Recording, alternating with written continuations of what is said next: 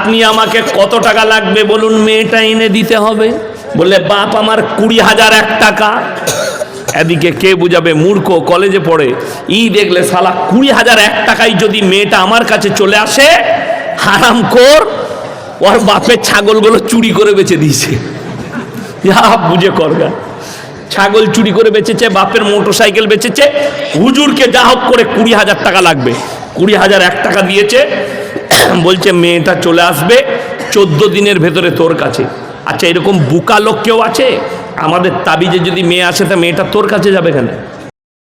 6 মাস প্রেম করেছে, phone switch off. কে? রানু আর phone তুলে না। তখন হুজুরের কাছে গিয়ে বলছে না, হুজুর কি হলো? 6 মাস এত মহব্বত করি, ফোন আর তুলছে না, সুইচ অফ। হুজুর তাবিজ করে ফোন খুলে দেবে? হুজুরের তাবিজে ফোন খুলে যাবে? আচ্ছা, এরকম পাওয়ারফুল তাবিজ কারো কাছে আছে? ফোন খুল। আমাদের তাবিজে যদি সুইচ অফ ফোনের খুলে যেত, সব থেকে প্রথমে মোবাইলের টাওয়ারগুলো উড়িয়ে দিত। তোরা যা পাপ করছিস, আর তোদের মোবাইলগুলো সব বাষ্ট করে দিন তাবিজ মেরে। কে কাকে বুঝাবে? বলছে কত লাগবে? বাবাজি 5,001 টাকা দিনে মোবাইলের সুইচ খুলে যাবে। কতদিন লাগবে? 1 সপ্তাহ লাগবে। 1 সপ্তাহে 5,001 টাকায় মোবাইলের সুইচ খুলে যাবে। বললে বাবা এর থেকে ভালো লাইন যদি থাকে, আপনি আমাকে কত টাকা লাগবে বলুন, মেয়েটা এনে দিতে হবে। বললে বাপ আমার 20,001 টাকা। এদিকে কে বুঝাবে? মূর্খ, কলেজে পড়ে। দেখলে শালা 20,001 টাকায় যদি মেয়েটা আমার কাছে চলে আসে, হারামখোর ওর বাপের ছাগলগুলো চুরি করে বেচে দিয়েছে। বুঝে করগা, ছাগল চুরি করে বেচেছে, বাপের মোটরসাইকেল বেচেছে। হুজুরকে যা হোক করে 20,000 টাকা লাগবে। 20,001 টাকা দিয়েছে। বলছে মেয়েটা চলে আসবে 14 দিনের ভেতরে তোর কাছে। আচ্ছা, এরকম বুকা লোক কেউ আছে? আমাদের তাবিজে যদি মেয়ে আসে তা মেয়েটা তোর কাছে যাবে কেন? আরে আমাদিকে 5,000 করে বেতন দিচ্ছেন। আমাদের তাবিজে যদি মেয়ে যাতায়াত করতো, আমরা মৌলবীরা কেউ মাদ্রাসায় পড়াতাম না আর ইমামতিও করতাম না। কেন? খোঁজ লাগাতাম বাপের একটা বিটি বড় লোক কে আছে, তাবিজ মার আর টেনে রে, বড় লোকের জামাই, কিচ্ছু করা লাগবে না। কথা বুঝতে পারেননি? আমরা বুকা নাকি? কিন্তু মূর্খ হচ্ছ তুমি, গন্ড হচ্ছ তুমি। ইয়াসিনের মতো 100টা মৌলবি আর 100টা হুজুর ধরা পড়বে কিয়ামতের দিনে। সমাজকে ধোঁকা দিয়েছো, প্রতারণা করেছো, প্রবঞ্চনা করেছো। 100টা মৌলবি। আল্লাহ কোরআনে কি বলছেন শুনেলেন? আপনারা মনে ভাববেন না এই লোকটা, এই বক্তারা ধোয়া তুলসী পাতা, এই মৌলবিটা ধোয়া তুলসী পাতা। আমার মতো 100টা ইয়াসিন কিয়ামতের দিনে ধরা পড়বে।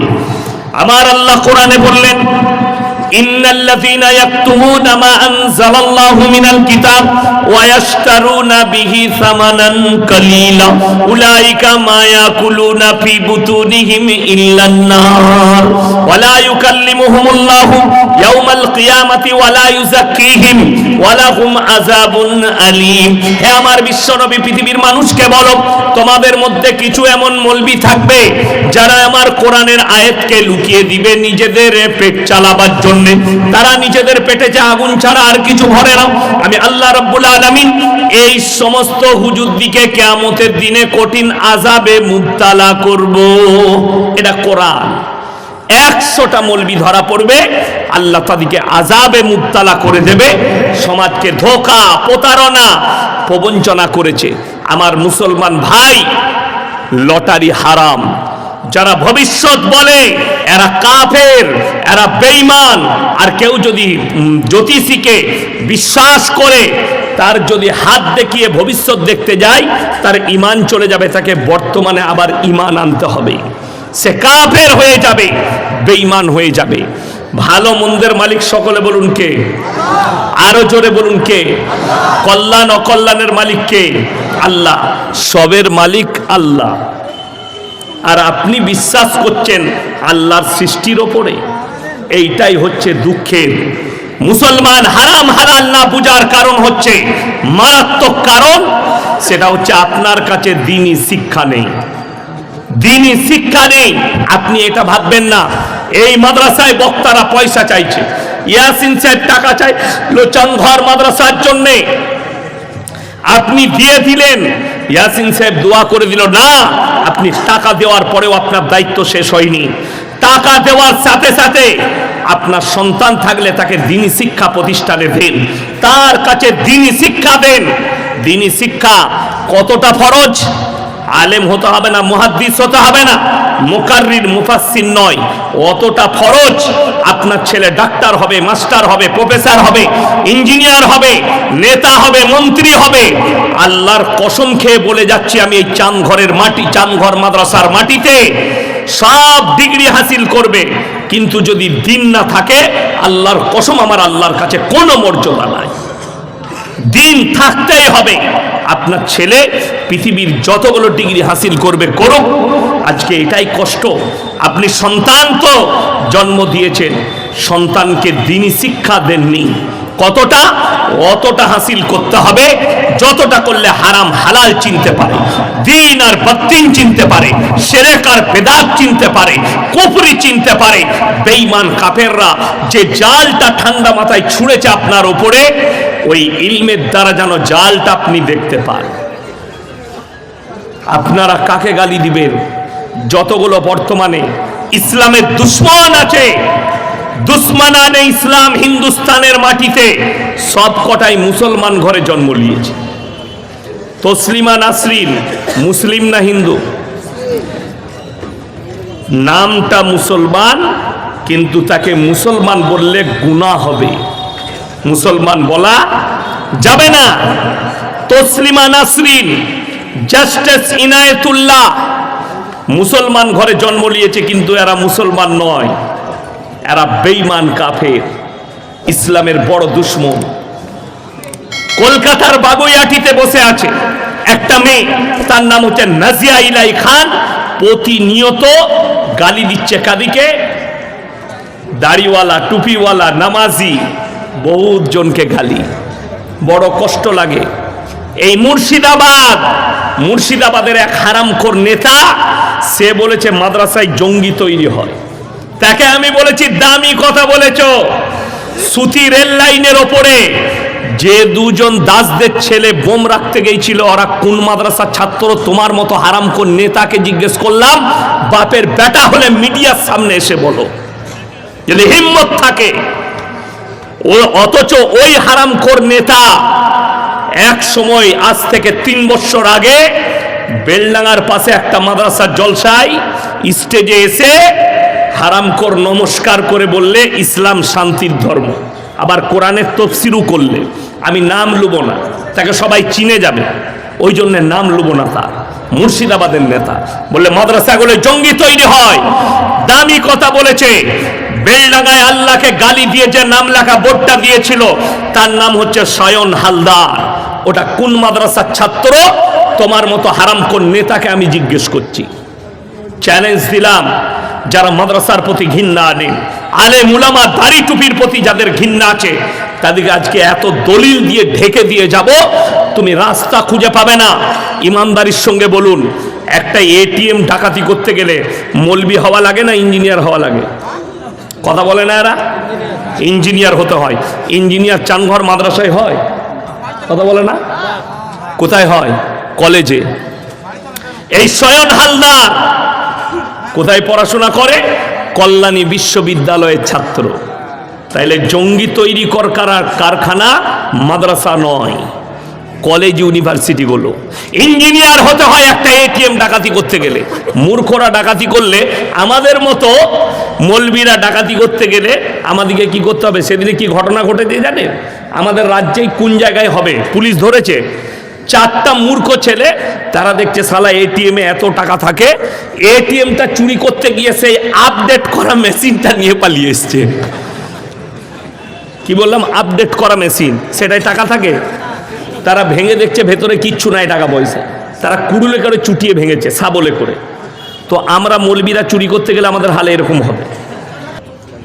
ইমাম সাহেব যদি জুম্মায় সুদের বয়ান করে দেয়, তারপর দিন চাকরি চলে যাবে। চ্যালেঞ্জ এটা।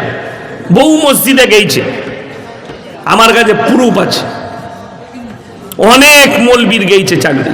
কি করে? সুদের বয়ান করতে গিয়ে। এই আমি যে করে যাচ্ছি, সকালবেলায় খালি চায়ের দোকানগুলো দেখে নিবে, সুদখোর মাল কটা গাল দিবে, ও বাজে বলবিবে, ওকে আবার দাও দেয়। হ্যাঁ, আমি জানি যে কারা গাল দিবে, কারা সুদখোর কটা। আচ্ছা বলুন তো, কোন সুদখোর যদি আমাকে গাল দেয়, সুদটা হালাল হবে? কেউ হালাল করতে পারবে?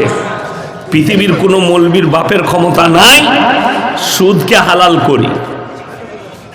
বড় কষ্টের বিষয় বলে দিই আপনাদেরকে, মদ হারাম না হালাল? নেশাগ্রস্ত জিনিস হারাম না হালাল? হারাম। বাস্তব কথা বলছি, এই গোটা নদিয়া ডিস্ট্রিক্টে আমি মুসলমান দেখিয়ে দেবো, মদও খায়, মদ বিক্রিও মুসলমান করছে। ঠিক বললাম না ভুল বললাম? যদি প্রমাণ নেন, 34 নম্বর হাই রোডে চাপেন, হাইওয়েতে, আমি আপনাকে প্রমাণ করব। অথচ আপনার ধর্মকে কতটা রিসপেক্ট করে এই মুর্শিদাবাদ জেলায় প্রমাণ পাবেন।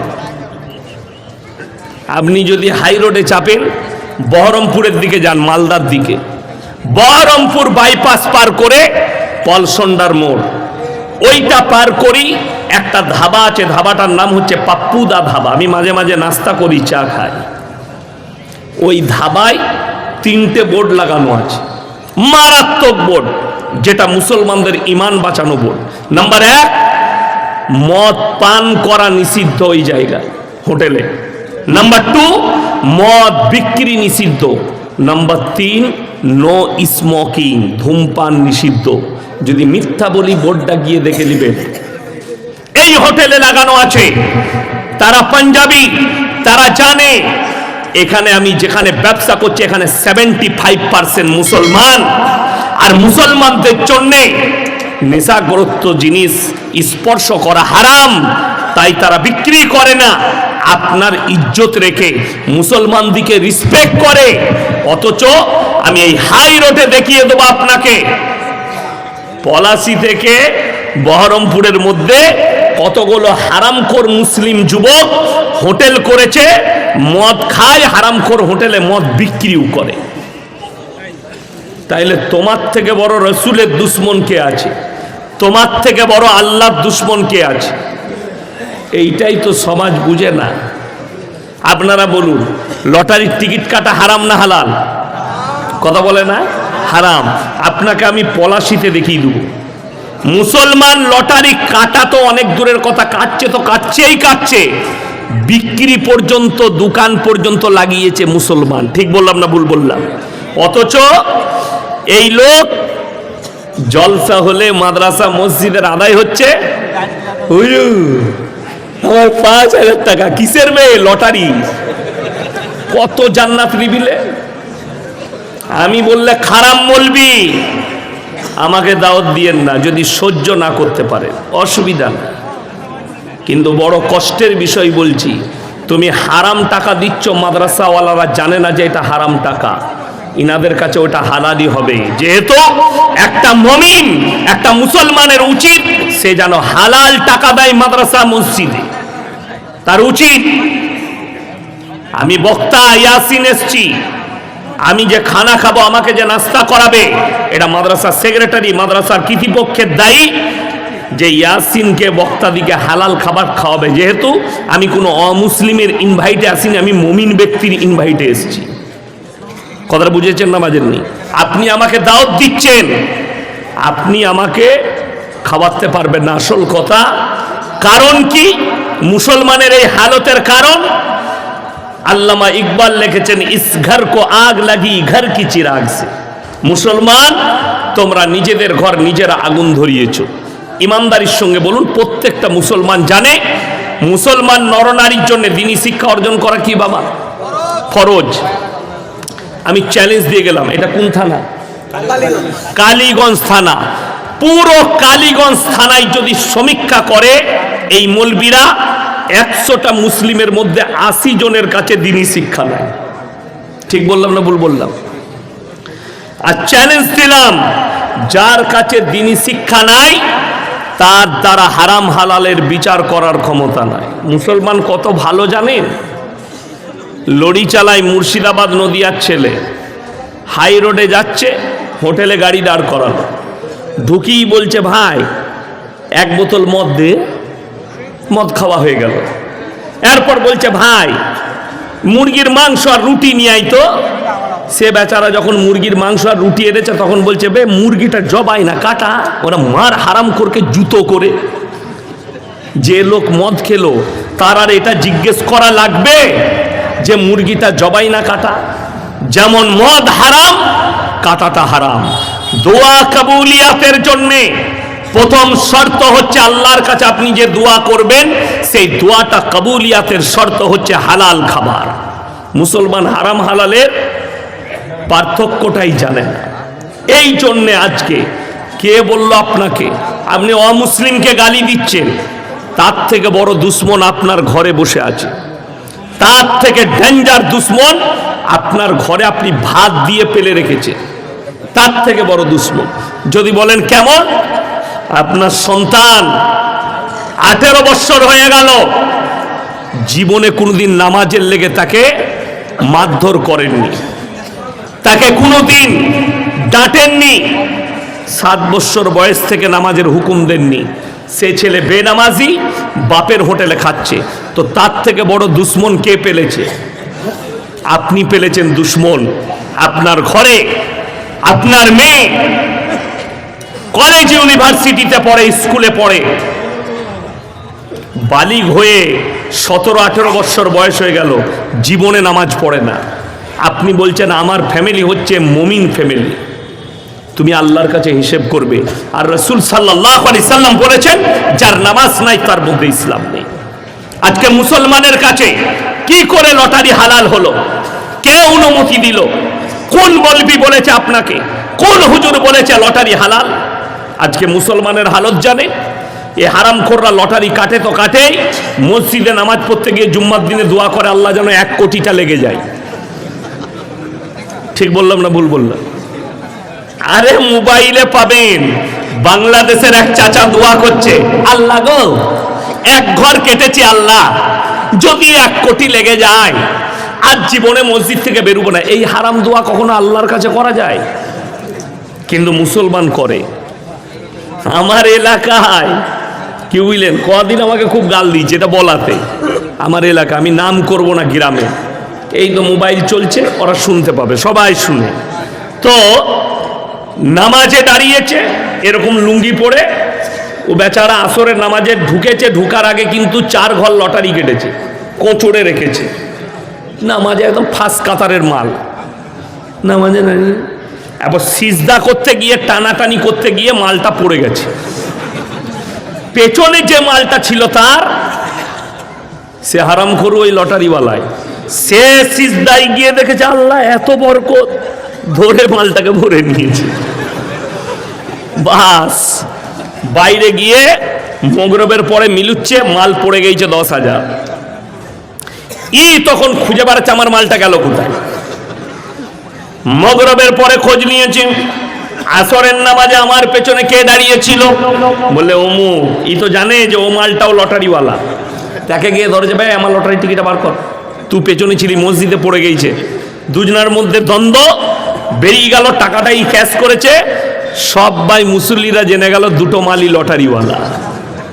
এটা আমি বানানো গল্প বলি নাই, এই স্টেজে বসে বলছি, আল্লাহর কসম করে বলছি এটা সত্য ঘটনা। কেউ যদি মনে করেন এটা বানিয়ে বলছে, না, এটা সত্য ঘটনা বলছি আমি। সেই ইমাম সাক্ষী আছে, সেই মসজিদের মুক্তাদিরা সাক্ষী আছে। এইটাই হচ্ছে দুঃখ। হাইরে নামাজ পড়ছে, প্রশ্নগুলো এইখানে জমা রাখেন, লাস্টে দেখবেন, লাস্টে বীজ মারবো এগুলো। এখন যেটা করছি সেটা করতে দেন, ঝামেলা করবেন না। আমার ভাই, বড় দুঃখের সঙ্গে বলছি যে মুসলমানের কাছে মদ কি করে হালাল হয়ে গেল, মুসলমানের কাছে লটারি কি করে হঠাৎ হালাল হয়ে গেল। লটারি হারাম যদি বলেন এর দলিল দেন। সকলে বলুন, ভাগ্যের মালিক কে? ভাগ্যের মালিক যদি আল্লাহ হয়, আজকে আমাদের সমাজের মুসলমান ভাগ্যের মালিক কাগজকে মনে করেছে, ভাগ্যের মালিক জ্যোতিষীকে মনে পড়েছে। আপনাকে দেখিয়ে দেবো কাকে গাল দিবে। আমাদের মতো টুপি লাগানো, দাড়ি লাগানো 100টা হুজুর হারামখোর মোবাইলে অ্যাড দিচ্ছে ফেসবুকে। 100টা। কারা? তাবিজওয়ালারা। ছেলে হচ্ছে না, মায়েদের দুর্বলতা, 5 বছর ছেলে হয় নাই, নামাজও পড়বে না, আল্লাহর কাছে কাঁদবে না ছেলের লেগে, কিন্তু ওরা খালি সুযোগ খুঁজবে সালা বিনা পয়সায় ছেলে কি করে হয়ে যায়। আমাদের দেশে স্বামীর পাশে না শুয়েও ছেলে হয়। খ্যাপা নিকি আরে জানো না কেন? হুজুর বলছে বাবা যাদের বাচ্চা হয় না, যাদের ছেলে হয় না, চিন্তা করো না বাবা, পাথর চাবড়িতে মা তুমি 3 দিন গিয়ে শুয়ে ছেলে হয়ে যাবে, যা বুঝো করগা, সালা মাজারে শুলে 3 দিন ছেলে হয়। এরা বলছে, আর মেয়েরা খুঁড়ি খুঁড়ি গিয়েও 3 দিন শুয়ে আছে। খেপি স্বামীর পাশে শুলে তবে ছেলে হয়। সমাজটা শেষ করলো এক শ্রেণীর ভণ্ড হুজুর, কম শেষ হয়ে গেল এদের কারণে। বলছে আমার তাবিজে বেটা ছেলে হয়, আপনাকে নদিয়া মুর্শিদাবাদে দেখিয়ে দেবো, খোঁজ নিয়ে দেখুন সে হারামখোরের একটা বেটা নাই। আমাদের তাবিজে বেটা হলে পঞ্চায়েতগুলো আমাদের দখলে হতো। কথা বুঝতে পারেননি? ইসলামে কটা বিয়ে করা যায়? 4টা বিয়ে করতাম, বছরে 1টা করে বেটা, মার তাবিজ আর 1টা করে বেটা, বছরে 4টা করে, 4 10 কত? 40টা। আমার কাছে যদি 40টা লাঠি থাকে, কেউ বাপের বেটা আর পঞ্চায়েত কাটতে পারবে আমার কাছ থেকে? কথাটা বুঝতে পারেননি? কিন্তু কে কাকে বুঝাবে যে তাবিজে যদি বেটা হতো তাহলে হুজুরের কি করে 2টো মেয়ে হলো রে? আমাদের মৌলবীদের অবাক হবেন, বিশ্বাস। হাত দেখছে 50,000 বেতন পায়, পলাশিতে বসে এক হারামখোরকে হাত দেখাচ্ছে, বলে এটা কি? ওরে বাবরে তোমার ভাগ্য খারাপ যাচ্ছে, তোমার এই দিকের রাশি গোলমাল, তোমার ভাগ্য গোলমাল, বউ তোমাকে ভালোবাসে না। এই দেখলে শালা রোজই ঝগড়া করে ঠিকই বলছে। কথাটা বুঝতে পারেননি? এমনি তো এখনকার বউরা যা বটে আমরা জানি। আমার ভাই, বড় কষ্টের সঙ্গে দুঃখের সঙ্গে বলছি, তুমি কার ওপরে বিশ্বাসী হয়েছো? আল্লাহ ছাড়া ভাগ্য কেউ বলে দিতে পারে? অথচ খোঁজলেন আমাদের দেশের লোক কত মূর্খ। ট্রেনে চেপে শিয়ালদায় নামেন, স্টেশনের বাইরে হারামখোর চট বিছিয়ে বসে আছে, ছিঁড়া চটে, খেতে পাই না, মাথায় সরষের তেল লাগিয়েছে। আমি আজকে যে তেলটা লাগাইছি 100 গ্রামের দাম 450 টাকা। কত বললাম? 450। কিনে লাগাই না। একজন বললে হুজুর আপনার চুল উঠছে বোম্বাইয়ে, বলে কিনে দিয়ে। বলে লোকের ঘরেই তো আমরা খাই, তার দিস তা দে। তবু 2 বোতল কিনে দিলে, আমরা চল লাগাই গা। ওই তেলটা লাগায় আমরা মৌলবীরা। বড় কষ্ট লাগে, সর্ষের তেল মেখে এসছে হারামখোর, চট বিছিয়ে বসেছে, অ্যাটার্চি খুলে, অ্যাটার্চিতে আছে কি? আংটির পাথর, আংটির পাথর লেখে 50,000 বেতন পায়। অফিসে গিয়ে বলে এই চা নিয়ে আয়, আনছি স্যার। তার এতটা পাওয়ার, অফিসে গিয়ে কর্মচারী আছে চা বোয়ানো, খাবার বোয়ানো, খাতা বোয়ানো, সে পায়ে পা লাগিয়ে চেয়ারে বসে চাকরি করে। অথচ তাকে হাত দেখিয়েছে যদি একটা পাথর খালি বিক্রি হয় তবে হারামখোর কি খেতে পাবে? কি? 3টে পরোটা, আনলিমিটেড তরকারি, একটা সিদ্ধ ডিম, একটা কাঁচা পেঁয়াজ আর কাঁচা লঙ্কা, 30 টাকা। ওইটা খেতে পাবে। আর যে অফিসে কাজ করছে সে কি খেতে পাবে? গাওয়া ঘিয়ের পরোটা, কাবাব, শাম্মি কাবাব, পোলাও নিয়ে এসো, অর্ডার করবে।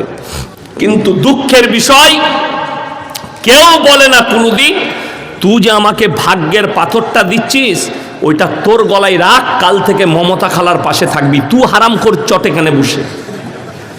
যার কাছে যেমন আমাদিকে এসে বলে দিনে 10,000 রোজগার করে, মাসে কত হলো? কথা বলে না? মাসে কত? 3 লাখ। ইমামের বেতন কত? 5,000। কিন্তু এসে বলছে 3 দিন ভালো বিক্রি বাটা হয় নাই। হুজুর খুব গোলমাল চলছে ব্যবসা, কি করতে হবে? বরকতের তাবিজ দেন। ভাই হুজুরের তাবিজে তোর ব্যবসায় বরকত হলে হুজুর কেন 5,000 বেতন পাবে? আগে তো আমরা বরকতটা লুবো। বর্ধমান জেলায় রাইস মিল গেল তো আমার ঘরের কাছে, সব থেকে পশ্চিম বাংলার বড় রাইস মিল আমার বাড়ির কাছে ভদ্রেশ্বর রাইস মিল, লাল বাবা গোল্ড, যার 1 নম্বর চাল ব্র্যান্ড, পশ্চিম বাংলার মধ্যে নাম্বার 1 ব্র্যান্ড হচ্ছে লাল বাবা গোল্ড, আমার ঘরের কাছে। ওই রাইস মিলগুলো তো আমাদের বাপ বেটার হতো, তাবিজ মেরে টেনে নিতাম। আচ্ছা, এরকম বুকা লোক পৃথিবীতে আছে? লোককে বড় লোক করবে, নিজে গরিব থাকবে? আছে কেউ? না।